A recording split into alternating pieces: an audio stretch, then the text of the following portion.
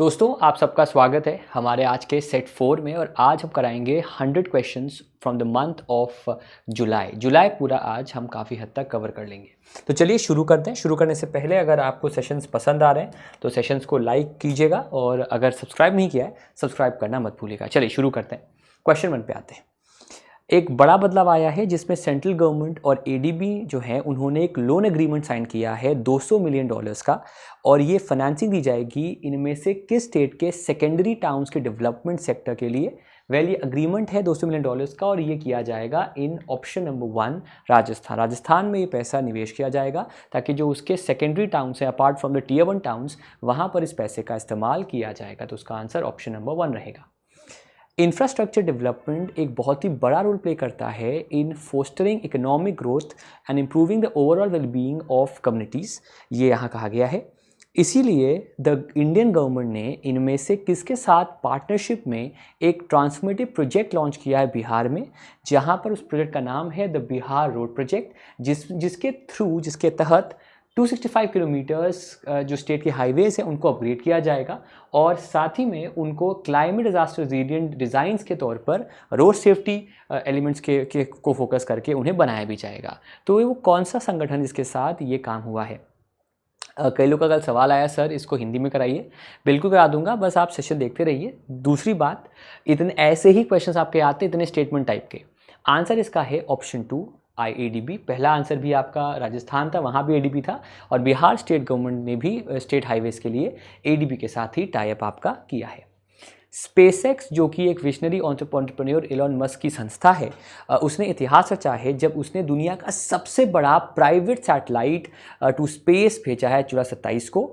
ये सैटेलाइट्स का नाम क्या है जिसे डेवलप किया है मैक्सर टेक्नोलॉजीज़ ने, और ये एक ब्रेक थ्रू है इन टर्म्स ऑफ कम्युनिकेशन सैटेलाइट्स, और ये एक इम्प्रेसिव साइज़ का है, साथ ही साथ इसकी टेक्नोलॉजी भी और उसे काफ़ी बेहतर है। तो उस सैटेलाइट का दोस्तों नाम क्या है, उसका नाम है आपका जुपिटर 3।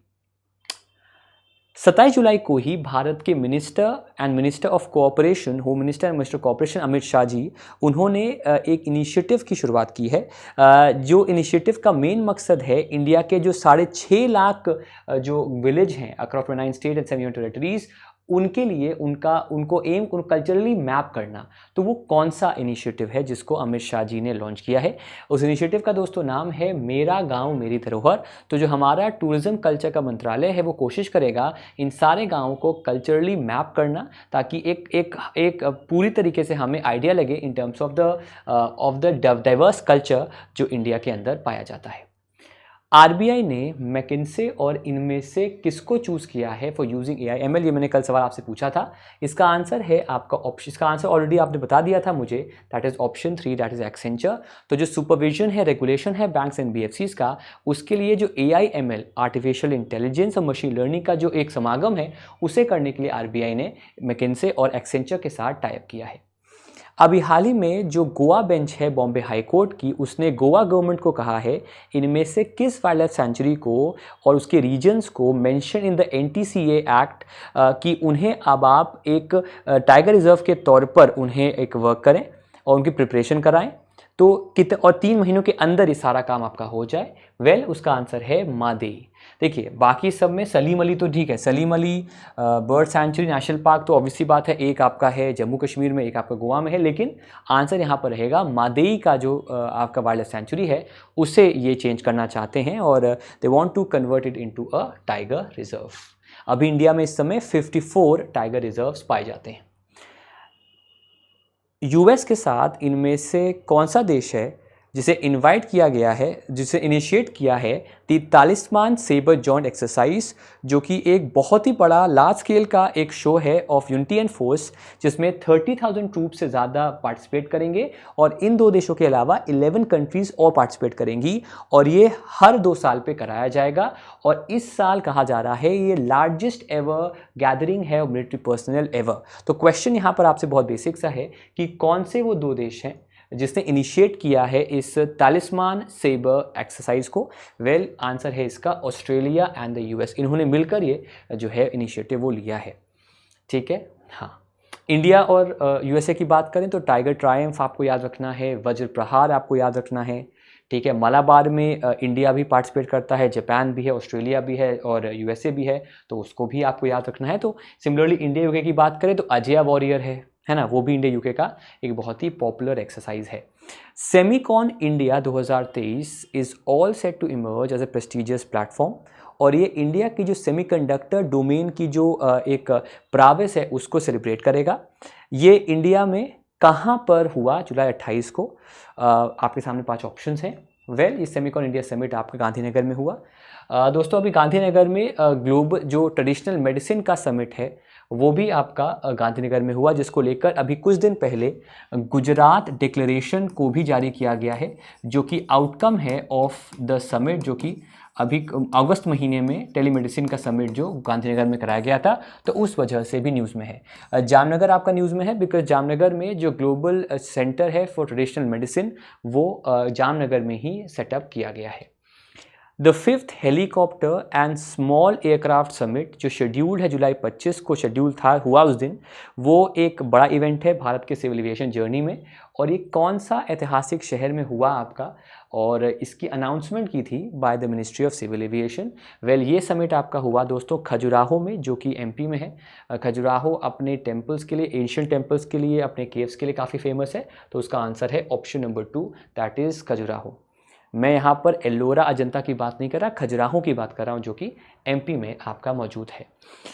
इनमें से कौन सी स्टेट की कैबिनेट है जिसने एक रिसेंटली एक सिग्निफिकेंट डिसीजन लिया है, जिससे जो एग्रीकल्चर सेक्टर है उसको इम्प्रूव करने के लिए 5700 करोड़ रुपीज़ का यूज़ किया जाएगा, जिसके अंडर वो एक इंटरेस्ट सबवेंशन स्कीम को लॉन्च करेगा या सब्सिडी स्कीम को लॉन्च करेगा, जिससे जो फाइनेंशियल सपोर्ट फार्मर्स को है वो दिया जाएगा। सब्सिडी मतलब होता है जब हम कम पैसे लेते हैं या छूट देते हैं, और सबवेंशन मतलब होता है कि गवर्नमेंट सपोर्ट। जैसे कि मान लेते हैं 7% का इंटरेस्ट रेट एक फार्मर को देना है, तो 2% सरकार देगी, 5% ही उस फार्मर को उस लोन पर देना पड़ेगा। तो उसको सबवेंशन मिल गया उस लोन पर, जिससे कि उसके लिए लोन रीपे करना या फिर लोन लेना बहुत आसान हो जाएगा। तो वो स्टेट का नाम है option 2, that is Orissa. Orissa में इस प्रक्रिया को, इस इंटरेस्ट सबवेंशन स्कीम को जो है वो स्टार्ट आपका किया गया है। ये खास तौर पे फार्मर्स के लिए स्कीम जो है उसे बनाया गया है। इनमें से कौन से स्टेट में एक सिग्निफिकेंट स्टेप लिया गया है जिससे कि जो गिग वर्कर्स हैं उनके वेलफेयर की बात की जाएगी, जिसके लिए एक platform based gig workers bill 2023 को टेबल किया गया है वहाँ की विधानसभा में? इसका आंसर राजस्थान रहेगा। दोस्तों गिग वर्कर्स क्या होते हैं? अगर मैं आसान भाषा में बताऊं तो आप जोमेटो, ब्लिंकिट यूज़ करते होंगे या फिर अमेज़न यूज़ करते होंगे, तो जो लोग टेम्प्ररी काम करते हैं, इनफैक्ट छोटे मोटे काम करते हैं, जो कॉन्ट्रैक्चुअल काम होते हैं जिसमें पैसा काफ़ी कम होता है, उन्हें हम गिग वर्कर्स कहते हैं। राजस्थान में भी और कई एरियाज़ में ऐसा देखा गया कि उनका वेलफेयर पर काम नहीं होता, इनफैक्ट क्योंकि वो ऑर्गेनाइज्ड लेबर में नहीं आते हैं, in fact they are on the margins of unorganised and organised labour, इसलिए उनको लेकर राजस्थान में ये बिल जो है उसे जुलाई में टेबल किया गया। इनमें से कौन से शहर का एक डायमंड बोर्स है? बोर्स क्या होता है? बोर्स हम कह सकते हैं एक्सचेंज, ठीक है। बोर्स बेसिकली लिया गया है फ्रॉम बोर्जवाजी। बोर्जवाजी मतलब होता है कॉमन मैन, ठीक है। और बोर्स क्या होते हैं? जहाँ पर लोग एक्सचेंज कर सकते हैं। तो कौन सा वो डायमंड एक्सचेंज है जो दुनिया का सबसे बड़ा ऑफिस स्पेस है एक सिंगल प्रोजेक्ट में, जो कि इतिहास रचेगा, और भारत के प्राइम मिनिस्टर जो है वो इसको इनॉग्रेट करेंगे इस साल नवंबर 21 को।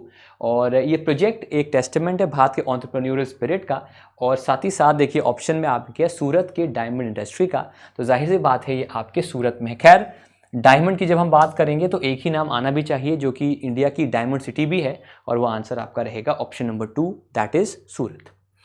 इनमें से वो कौन सा स्टेट है जो अपने रिच मिनरल्स के लिए जाना जाता है और उसका एक सिग्निफिकेंट कंट्रीब्यूशन है इंडिया के इंडस्ट्रियल डेवलपमेंट में? वो अब गियर अप कर रहा है for a transition towards sustainability and low carbon economy. State department जो फॉर एनवायरमेंट क्लाइमेट चेंज का है उसने रिलीज़ किया है एक डॉक्यूमेंट जहां पर 2070 तक वो स्टेट जो है वो कार्बन न्यूट्रल हो जाएगा। जैसे कि इंडिया का भी वर्जन 2070 का है, और उस स्टेट के इंडिया के अंदर भी कहा है कि 2070 तक वो अपने आप को कार्बन न्यूट्रल कर देगा। तो वो कौन सा आपका स्टेट है? उस स्टेट का नाम है option number 2, that is Jharkhand. जब हम मिनरल्स की बात करेंगे तो झारखंड को ही जनरली हम टिक करेंगे। इनमें से कौन सा वो स्टेट गवर्नमेंट है जिसने इलेक्ट्रिक व्हीकल्स को अडॉप्ट करने के लिए एक नई पहल शुरू की है, जहां पर वो कस्टमर्स को कहेगा कि अगर वो ई व्हीकल्स परचेज करते हैं अक्टूबर 14 से आफ्टर अक्टूबर 14 2022, जिन्होंने परचेज किए हैं उनको फाइनेंशियल सपोर्ट दिया जाएगा फॉर द एनवायरमेंटल चॉइस। तो जो लोग इस तारीख के बाद जिन्होंने परचेज किया होगा उनको फाइनेंशियल सपोर्ट दिया जाएगा। उस स्टेट का नाम मेरा स्टेट है, वो स्टेट है आपका option 2, that is Uttar Pradesh, वहाँ पर ही होगा। वैसे दिल्ली सरकार ने भी कहा था, लेकिन अगर ये पर्टिकुलर डेट आएगी और इस समय एक ही स्टेट ने ऐलान किया था तो आंसर उसका ऑप्शन 2 रहेगा, that is Uttar Pradesh. Director general Rakesh Pal has assumed the position of the 25th DG of which of the following, और कौन सी वो आपका अर्धसैनिक बल है? उसका आंसर है ICG, इंडियन कोस्ट गार्ड के वो DG के तौर पर उन्होंने अपना पदभार संभाला है। इनमें से वो कौन सी पॉलिसी थिंक टैंक है भारतीय सरकार की जिसने अभी हाल ही में एक नया फ्रेमवर्क जिसका नाम है TCRM matrix, techno commercial readiness and market maturity matrix, उसको लॉन्च किया है। ये मैट्रिक्स जो है ये एक पैरामीटर है, एक एनालिसिस है ऑफ टेक्नोलॉजी कमर्शियल रेडीनेस की क्या हमारा मार्केट जो है वो इतना रेडी है टेक्नोलॉजी और मार्केट को बैलेंस बनाने में और उसको कमर्शलाइज करने में। तो उसको लेकर जो थिंक टैंक है उसका नाम नीति आयोग है।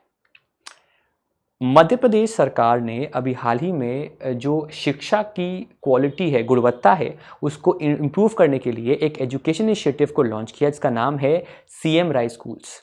ठीक है, इसकी जानकारी दी है वहाँ के मुख्यमंत्री ने सब, और ये शुरू हुआ आपका शाहजहाँपुर डिस्ट्रिक्ट में।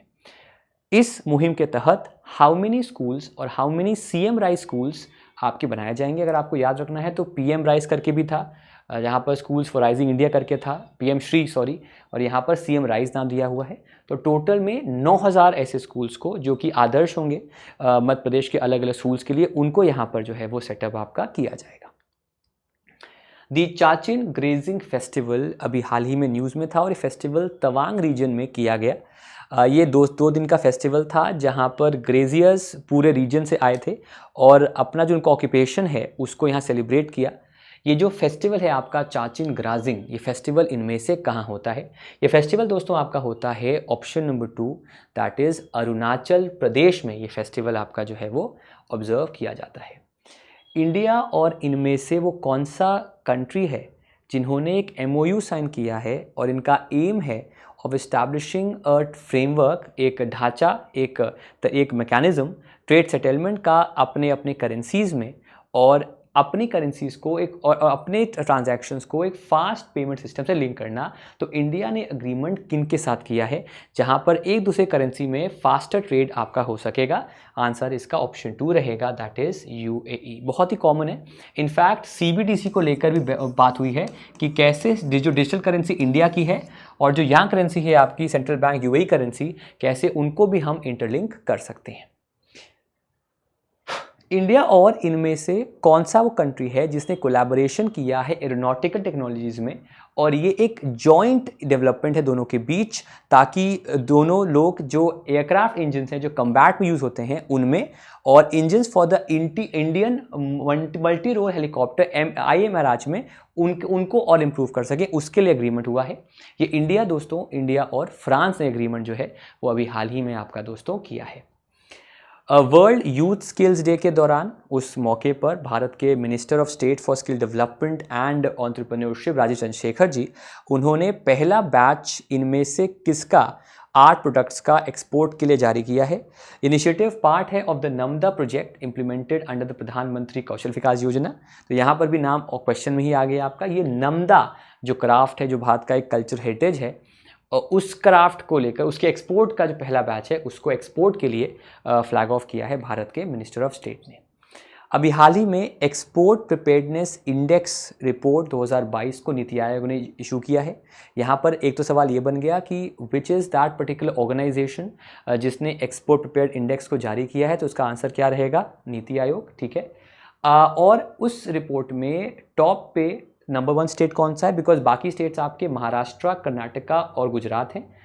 नंबर 1 स्टेट रैंक पे स्टेट जो है वो आपका तमिलनाडु है। इनमें से वो कौन सा शहर है जहां पर global food regulators summit organise किया जाएगा, और ये पहली बार ये समिट जो है उसे इंडिया में, इंडियन कैपिटल में, इंडिया में इनफैक्ट ऑर्गेनाइज किया जा रहा है। फसाई जो है वो इस समिट को ऑर्गेनाइज कर रहा है, और ये समिट आपका जुलाई 20-21 को किया गया। तो जाहिर सी बात है, नेशनल कैपिटल पहली बार हो रहा है, तो कैपिटल क्या है हमारा, दिल्ली में इसको जो है वो आपका ऑर्गेनाइज किया गया। इनमें से वो कौन सा कंट्री है जिसने हाल ही में एक मिसाइल टेस्ट आपका किया है और अनवेल किया है लेटेस्ट वेपन्स, जिसका नाम है वासोंग 18। ये एक इंटरकॉन्टिनेंटल बैलिस्टिक मिसाइल है जो कि सिग्निफिकेंस है बिकॉज ये उस देश की पहली मिसाइल है जो सॉलिड प्रोपेलेंट्स का यूज़ कर रही है। बहुत मुद्दतों से इस मिसाइल को बनाया है, और इसको बनाया है नॉर्थ कोरिया ने। तो अगर हवासोंग 18 की बात करेंगे तो हम यहाँ पर नॉर्थ कोरिया का मेंशन करेंगे।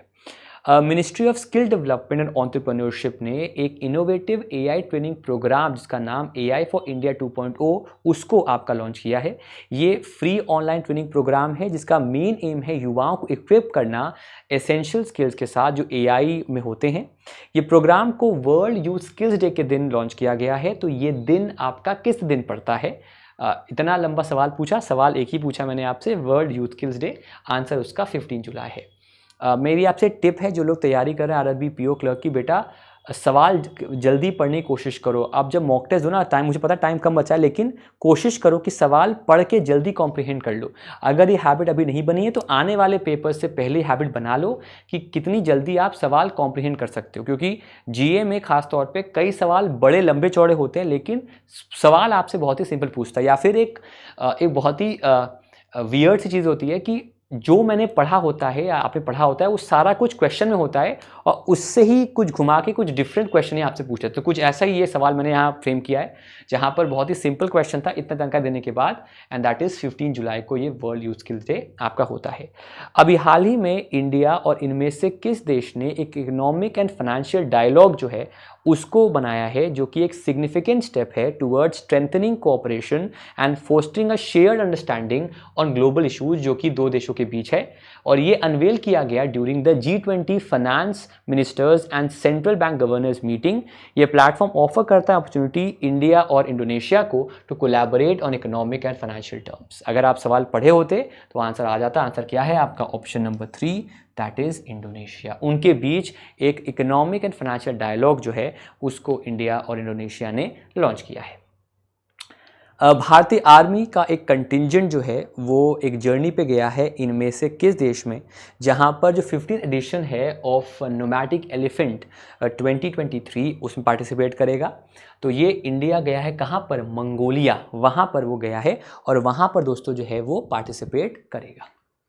भारत के प्राइम मिनिस्टर नरेंद्र मोदी जी ने इतिहास रचा है जब वो भारत के पहले प्रधानमंत्री बने हैं जिन्हें दिया गया है the grand cross of the legion of honour. ये इनमें से किस देश का हाईएस्ट सिविलियन ऑनर है? पहले उस देश का नाम है option number 3, that is France. France का ये सर्वोच्च सम्मान है जो उनकी विजिट पर मोदी जी को दिया गया। अभी हाल ही में इनमें से किस देश ने एक major supplier of crude oil India में जगह बनाई है, जहां पर दो देशों के बीच रिश्ते बेटर हुए। इनफैक्ट भारत की जो ONGC विदेश लिमिटेड है, जो अभी हाल ही में दोस्तों एक नवरत्न कंपनी बनी है, वो कंसिडर कर रही है resumptions of operations in its hydrogen exploration block in this country, और जो कि फोर्स में जो कि आपका मतलब अभी तक उस पर कोई काम नहीं हुआ है 2003 के बाद से, उसको लेकर अभी पूरी जानकारी अभी तक उस पर चर्चा चल रही है। तो वो देश है आपका इराक। इराक के साथ ये जो एक आपका हाइड्रोकार्बन एक्सप्लोरेशन जो है उसको रिज्यूम करने की बात की गई है। INS सुनैना जो कि एक इंडियन नेवल शिप है, उसने हाल ही में विजिट किया सेशेल्स और वो हिस्सा बनी of the multinational exercise that is operation south southern readiness 2023। ये विज़िट उसने इनमें से कौन से देश में की है? जो उसने की जुलाई 10 से लेकर जुलाई 12 तक। तो ये विज़िट आपकी हुई है दोस्तों टू सेशेल्स। रिसर्चर्स जो भारत के IIT गुवाहाटी के हैं उन्होंने डेवलप किया, तो ऑलरेडी मैंने नाम दे ही दिया। तो IIT कौन सा? गुवाहाटी है, जिसने एक AI based framework osteo HRNet launch किया है। और IIT गुवाहाटी का लॉन्च किया है। बेसिकली ये जो फ्रेमवर्क है वो असेसमेंट जो है नी ऑस्टियो अर्थराइटिस का, घुटने में जो अर्थराइटिस होता है उसकी सिविरिटी जो है उसको एक्सरे इमेजेस के एनालिसिस से यहाँ पर ईजिली हमें बता देगा। इनमें से कौन से देश का नवांशिया है और इंडिया का लासन टूब्रो है जिन्होंने एंटर किया है एक टीम एग्रीमेंट में इंडियन नेवी के P-75 सबमरीन प्रोग्राम के लिए। ये एग्रीमेंट आपका हुआ in the presence of CEO MD L&T and Agustin Alvarez Blanco, जो naval construction vice president and member of the board at Navantia हैं। तो कौन से देश का ये कंपनी है जिसके साथ P-75 के लिए अग्रीमेंट L&T ने किया है? ये देश है आपका स्पेन। स्पेन की कंपनी है नवांशिया जिसके साथ एग्रीमेंट L&T ने अभी हाल ही में आपका किया है। इंडिया ने अभी हाल ही में एक बेहद ही महत्वपूर्ण माइलस्टोन हासिल किया है गरीबी के रिडक्शन में, गरीबी के उन्मूलन में, जहां पर उसने जो नंबर ऑफ पीपल जो कि गरीबी से उबर चुके हैं विद इन जस्ट 15 ईयर्स उसमें इंप्रूव हुआ है। ये जो लेटेस्ट अपडेट है that is the global multi dimensional poverty index, इसको किसने रिलीज किया है? Along with Oxford poverty and human development initiative. और इसमें यह भी कहा गया है कि पिछले 15 सालों में इंडिया के अंदर पॉवर्टी से 415, और ये नंबर पढ़ लीजिएगा, 415 मिलियन लोग जो हैं वो इंडिया में पॉवर्टी से उबर चुके हैं पिछले 15 सालों में। तो कौन से मुख्य संगठन ने इस मल्टी डायमेंशनल पॉवर्टी इंडेक्स जो है इसको रिलीज किया है? वो है आपका UNDP। So UNDP Oxford poverty and human development initiative, इन्होंने MPI इंडेक्स जो है उसको अभी हाल ही में रिलीज किया है।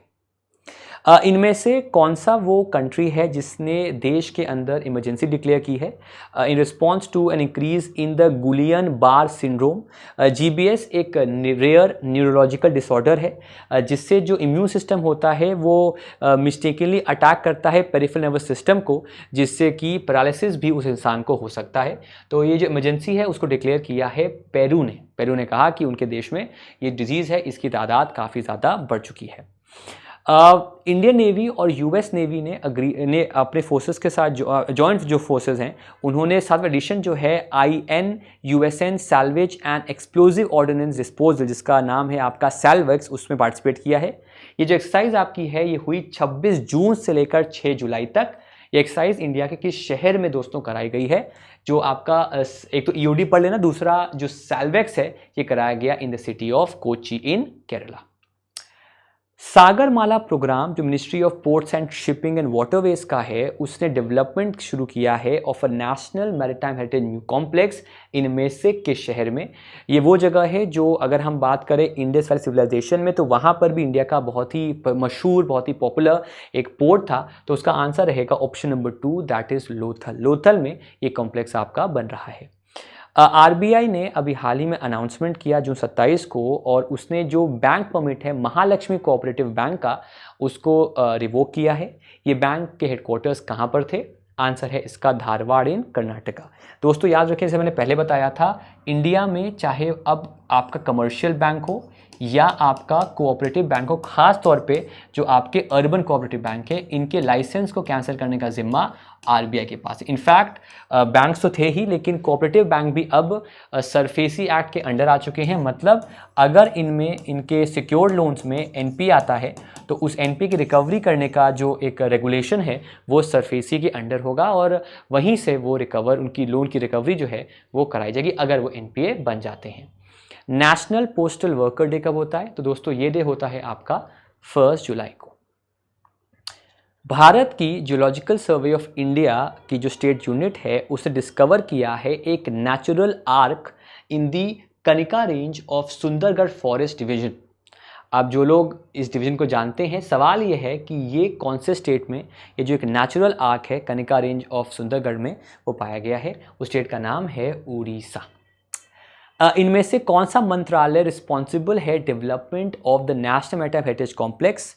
सवाल पहले पूछा था हमने कहाँ पर था, अब कौन सा मंत्रालय है? मिनिस्ट्री का नाम है ministry of port shipping and waterways. कौन है मंत्री इसके? सर्बानंद सोनोवाल।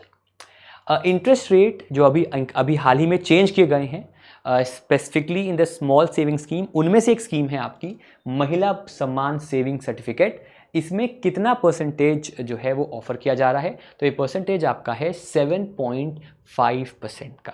कितना परसेंटेज है? 7.5%। 2 साल का ये होता है और 2 साल पे आपको 7.5% का महिलाओं को इंटरेस्ट रेट इस पर मिलेगा। एक और सवाल उसी से है कि कितनी लिमिट है महिला सम्मान बचत पत्र की, तो ये लिमिट आपकी है 2 लाख रुपए। इनफैक्ट इस साल के बजट में ही ये स्कीम को लॉन्च किया गया है।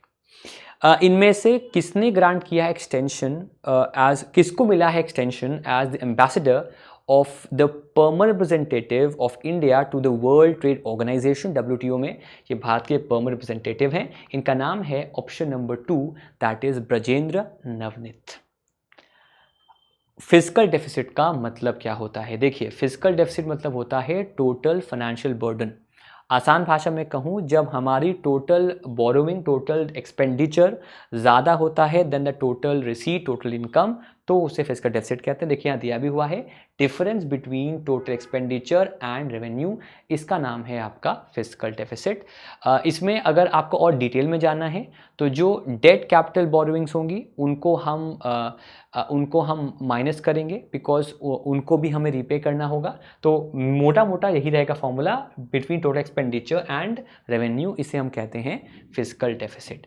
इंडिया को वैसे भी 25-26 तक 4.5% ऑफ GDP जो है, इस टारगेट को इंडिया को दोस्तों अचीव करना है, तो उसके मद्देनज़र भी ये अपने आप इम्पोर्टेंट हो जाता है। Okay, how many 700 megawatt pressurised heavy water reactors nuclear power corporation of India plan कर रहा है to build across the country? कितना नंबर है उसका? टोटल नंबर है 16 high pressure water nuclear plants को वो डेवलप कर रहा है। अभी हाल ही में जो काकरा पार जो है वो न्यूज़ में था, काकरा पार न्यूक्लियर पावर प्लांट, बिकॉज इसने अपनी 100% कैपेसिटी जो है उसको अचीव कर लिया है।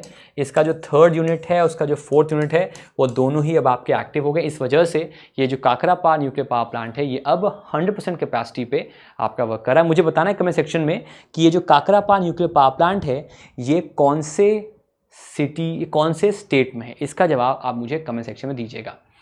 इनमें से कौन सर्व करेंगे, क्या कौन सी जो ऑर्गेनाइजेशन सर्व करेगी रेगुलेटरी बॉडी के तौर पर of all trading activities with India's carbon market? जो भारत का कार्बन मार्केट है, जहां पर इंडिया को कार्बन क्रेडिट दिए जाएंगे, कार्बन एमिशंस को कंट्रोल किया जाएगा, तो इनमें से कौन सा वो ऑर्गेनाइजेशन जो इसको रेगुलेट करेगा? उसका नाम है सेंट्रल इलेक्ट्रिसिटी रेगुलेटरी कमीशन और CERC, ये इसको आपका मैनेज करेगी।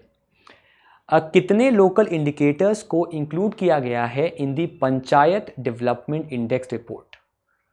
इसमें दोस्तों टोटल इंडिकेटर्स जो हैं वो आपके हैं 568। International day of cooperative is commemorated every year in July 1st and is celebrated on the first Saturday of July. सवाल है इस बार इसका थीम क्या है? आपके सामने 5 ऑप्शंस हैं। इस बार इसका थीम है कोऑपरेटिव्स फॉर सस्टेनेबल डेवलपमेंट। ये इसका थीम इस बार दोस्तों जो है वो दिया गया है। इनमें से किन्हें अपॉइंट किया गया है as the national cyber security coordinator by the government? आपके सामने 5 ऑप्शंस हैं। वेल, जो साइबर सिक्योरिटी कोऑर्डिनेटर हैं वो हैं आपके लेफ्टिनेंट जनरल MU नायर। इनको इस पद पे जो है वो अपॉइंट किया गया है। कितने टाउन्स एक्सपोर्ट एक्सीलेंस के हैं जिन्हें फॉरेन ट्रेड पॉलिसी में रखा गया है, जहां पर जो ऐसे टाउन्स हैं जिनमें यहाँ पर एक्सपोर्ट्स को लेकर प्रोडक्शंस किए जाएंगे और वहाँ इंकरेज किया जाएगा एक्सपोर्ट्स के प्रोडक्शन के तौर पर? टोटल आपके 4 ऐसे शहर हैं, टाउन्स हैं, फरीदाबाद, मुरादाबाद, मिर्ज़ापुर और वाराणसी। स्टार्टअप 20 शिखर समिट को ऑर्गेनाइज किया गया है by the startup 20 engagement group under the India G20 presidency. सवाल है आपका, ये इवेंट कहाँ पर हुआ था? जहाँ पर ग्लोबल स्टार्टअप इकोसिस्टम के लिए बहुत ही बड़ा अचीवमेंट था जो ये समिट ऑर्गेनाइज हुआ उस शहर में। ये शहर का नाम है गुरुग्राम में। ये समिट जो है उसको अभी हाल ही में किया गया है। इनमें से कौन इंप्लीमेंट करता है स्वर्णिमा स्कीम को? तो ये स्कीम इंप्लीमेंट करती है for the vulnerable class the ministry of social justice and empowerment. इनमें से कौन सा कंट्री है जिसने विटनेस किया है doubling of its global commercial services exports? जो मात्र 2% थे आपके 2005 में, अब वो आपके बढ़कर हो गए हैं 4.4% in terms of global commercial services exports in 2022। इस देश का नाम ऑफ कोर्स इंडिया है। इनमें से कौन सा कंट्री है जो हाल ही में SCO का बना है मेंबर? उस कंट्री का नाम है आपका option number 2, that is Iran. Iran अब SCO का मेंबर है।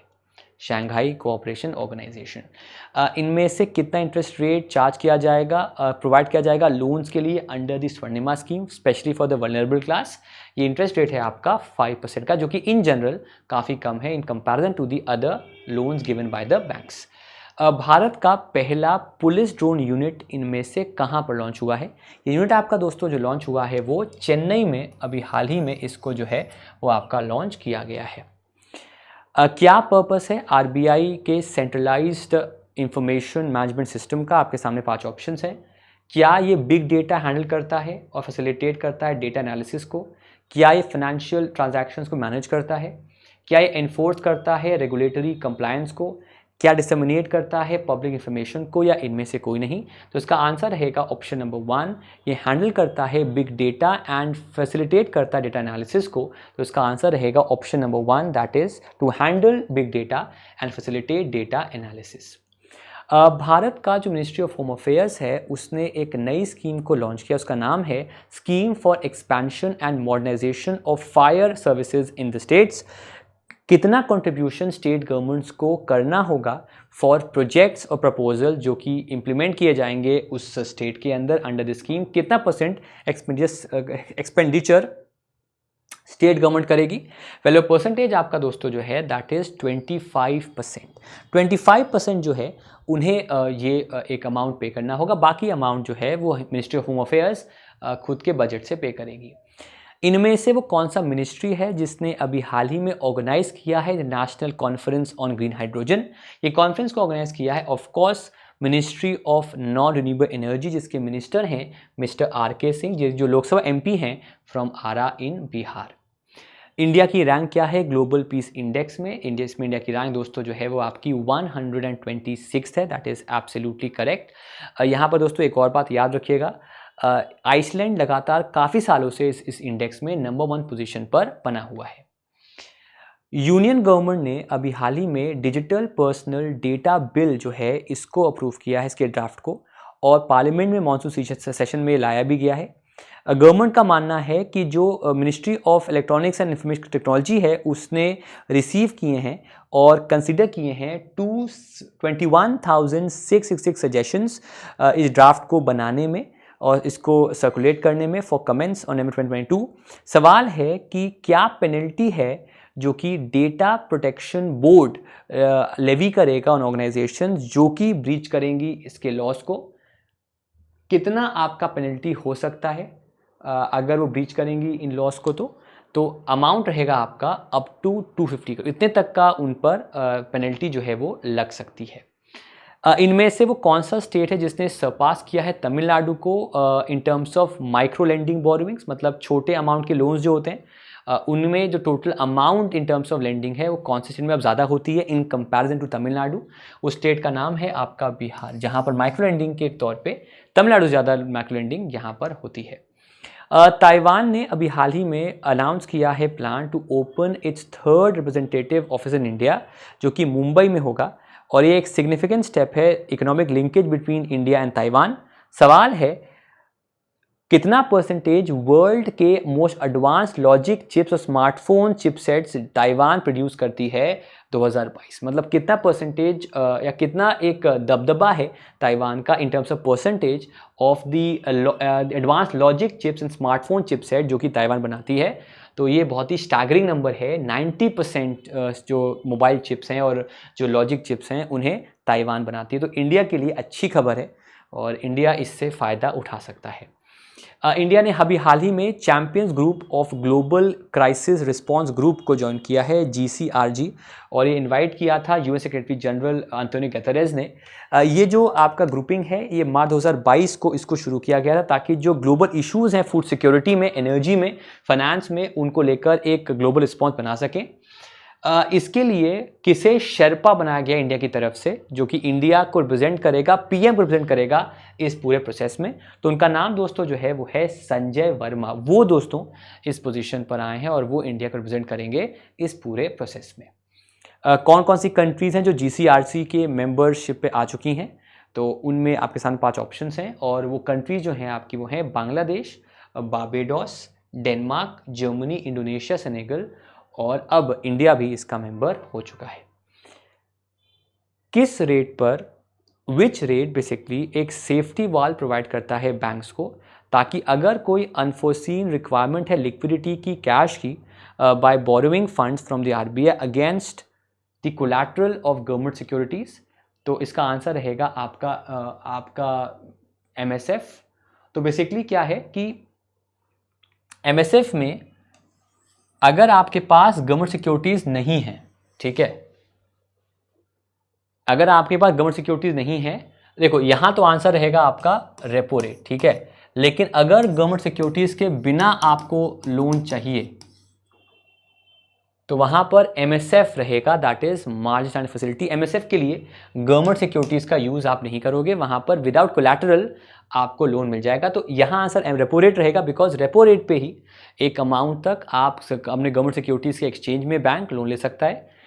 एमएसएफ में up to 2% of the net demand or the net demand time liability और the net account balance available, उतना लोन वो ले सकता है। तो उसका आंसर रहेगा आपका एमएसएफ। इसका आंसर रहेगा रेपो रेट। कितना एवरेज साइज है मुद्रा लोन्स का इन terms of what was the average size of मुद्रा लोन्स इन फाइनेंशियल 22? वेल, जो एवरेज साइज था वो था 73,049 रुपीज़ का। कौन सी वो नई इंश्योरेंस कवर है जो प्रोवाइड किया गया है अंडर दी प्रधानमंत्री जन आरोग्य योजना? कितना अमाउंट है वो जो कि इस योजना के तहत प्रोवाइड किया जाएगा? वेल, अमाउंट आपका जो है वो आपका है 10 लाख रुपीज़ का। ये अमाउंट अब जो है वो इसके अंडर प्रोवाइड किया जाएगा टू द बेनिफिशरीज। क्या नाम है उस rare brain eating amoeba infection का जो कि साउथ कोरिया में आपका अभी डिस्कवर हुआ है? उसका नाम दोस्तों जो है दैट इज प्राइमरी अमीबिक मेनिनगिनसीफलाइटिस या फिर पैम। इसको साउथ कोरिया में ये ब्रेन ईटिंग अमीबा जो है उसको पाया गया है। कितना परसेंटेज पैंगोंग सो लेक इंडिया में है? इसको लेकर कंटेंशन है। चाइना के अंदर वैसे भी काफ़ी हिस्सा ऑलरेडी आता था, लेकिन अभी कहा गया है कि ऐसा स्पेकुलेशन है कि और हिस्सा उसने एक्वायर किया है। वेल, जो टोटल परसेंटेज इंडिया में है वो 40% है as per the official figures.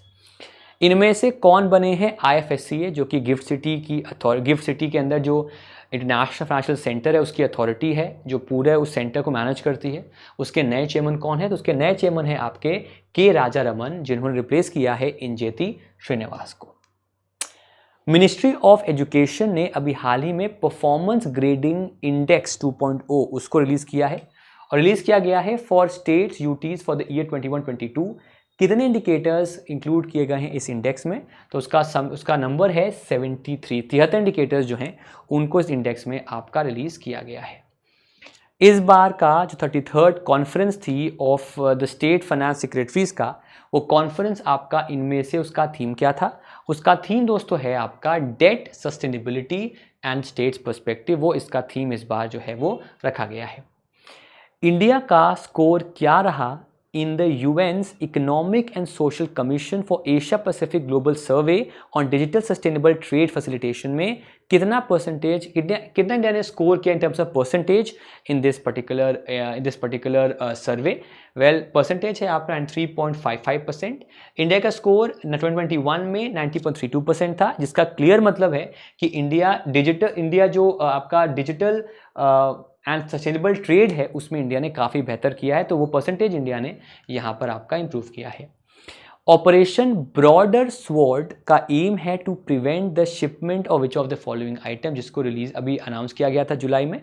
Well, इसका मेन मकसद है जो इलिसिट फार्मास्यूटिकल्स और प्रिकर्सर केमिकल्स हैं उनका जो एक शिपमेंट है, इलीगल शिपमेंट है, उसको रोकना। UPI 123 पे क्या है? UPI 123 पे बेसिकली एक आपका IVR बेस्ड UPI सोल्यूशन है, ठीक है। ये एक बेसिकली तरीका है जिसके ज़रिए आप बिना इंटरनेट के भी UPI का सर्विस ले सकते हैं IVR के ज़रिए। तो वो UPI 123 पे सर्विस है।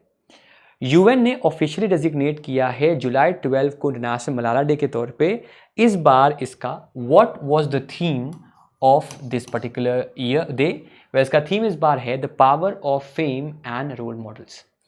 इनमें से वो फर्स्ट इंडियन मेल आर्चर कौन है जिन्होंने जीता है यूथ वर्ल्ड चैंपियनशिप को इन द रिकर्व कैटेगरी 2023 के वर्ल्ड आर्चरी यूथ चैंपियनशिप में?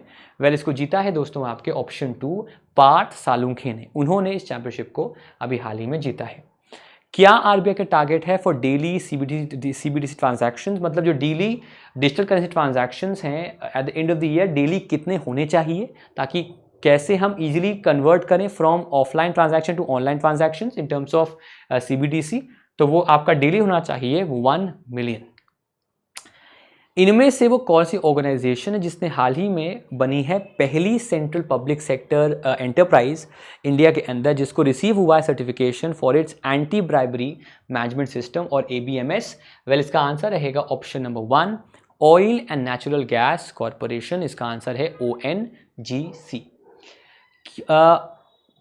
What was recommendation of GST rate for casinos, horse racing, online gaming as पर the second report of the group of ministers? क्या recommendation है, कितना होना चाहिए इस पर?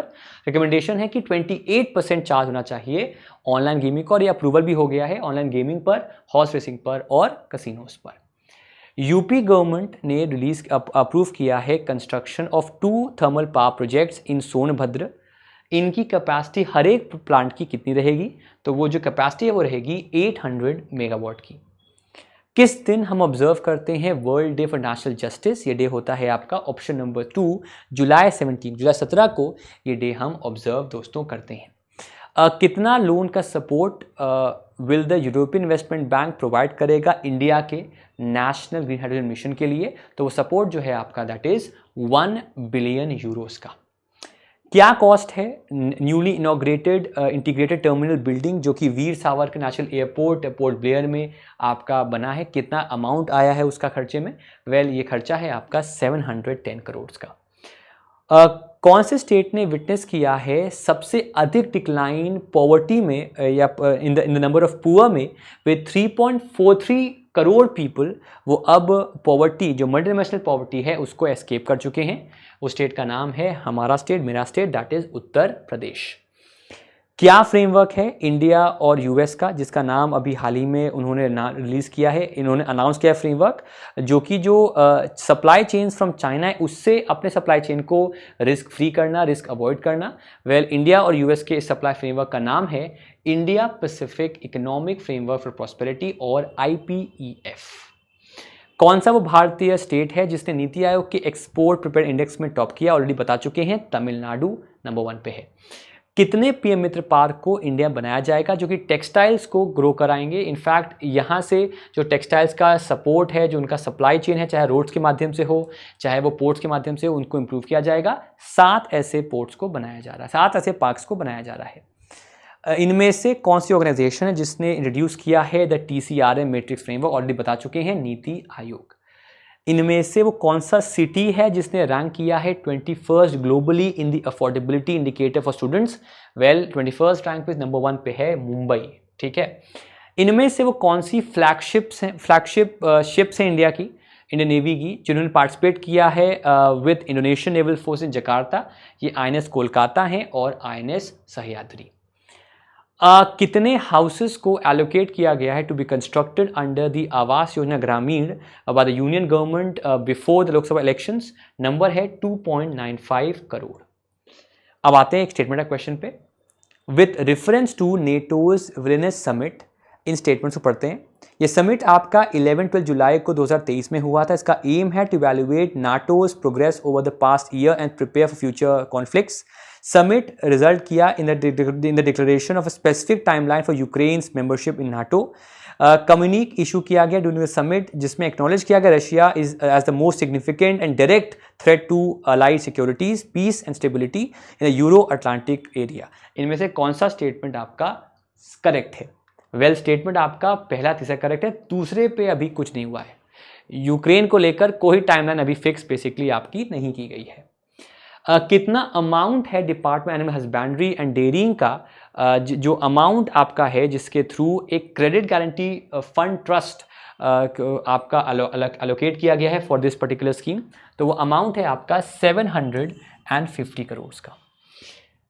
इनमें से वो सेंट्रल थीम क्या है of the sketch found in the middle cave of Rudragiri hillock?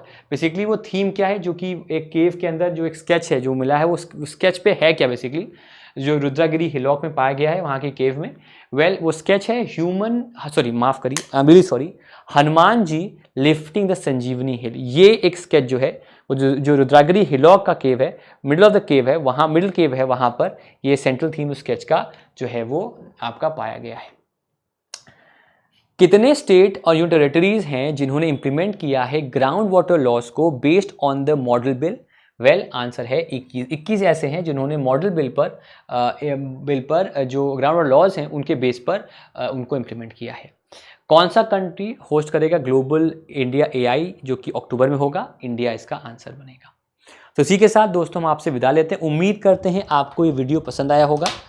आज हमने जुलाई खत्म कर दिया है, जुलाई के 100 क्वेश्चंस, कल हम जून भी खत्म कर देंगे और ऐसे ऐसे करके हम लगातार आपके सेशन लगातार लेते रहेंगे। Thank you so much everyone for coming and bye guys, take care. मुलाकात करते हैं आपसे हम कल शाम को 7 बजे। बाकी मॉर्निंग करंट अफेयर्स देखना मत भूलिएगा। Thank you so much and bye guys and take care. Thank you so much guys.